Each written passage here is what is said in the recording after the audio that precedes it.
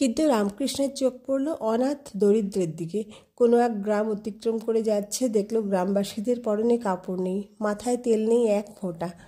চলতে চলতে থেমে পড়ল রামকৃষ্ণ। বললে, কোন বৈদ্যনাথকে দেখতে চলেছি? কত দূরে? বৈদ্যনাথকে তোরা চিনবি না? দেখে নে একবার এই অনাথের নাথকে। তুমি তো মার দেওয়ান। রামকৃষ্ণ ধরলে মথুরকে। এদেরকে এক মাথা করে তেল আর একখানা করে কাপড় দাও, আর পেট ভরে খাইয়ে দাও একদিন। মথুরবাবু গাঁই গুঁই করতে লাগলেন।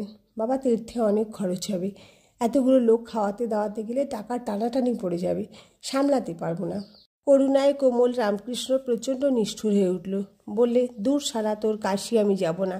তুই যা তোর দলবল নিয়ে, আমি এদের কাছেই থাকবো, এদের ছেড়ে যাব না কিছুতেই। সেই অটল প্রতিজ্ঞার কাছে নত হলেন মথুরবাবু।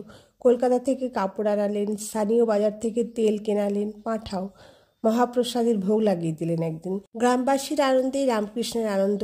যদি তুমি দরিদ্রমোচন না করো তবে তুমি কিসের বৈদ্যনাথ?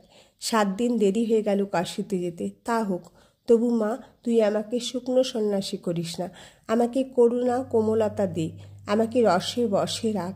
আমি চিনি খাবো, চিনি হব কেন? একটুখানি অহং আমার রেখে দে, সোনার একটু কণা, আগুনের একটি ফিনকি। ওইটুকু অহং না থাকলে বিলাস করব কি করে? তুমি আমি আস্বাদন করব কি করে? কি করে ভক্তের রাজা হব? দূর থেকে দেখা যাচ্ছে কাশী, কাশী সর্বপ্রকাশিকা। যেসাং কাপ্যি গতি নাস্তি তেসাং বারাণসী গতি। নৌকো করে ঢুকতে হলো কাশীতে।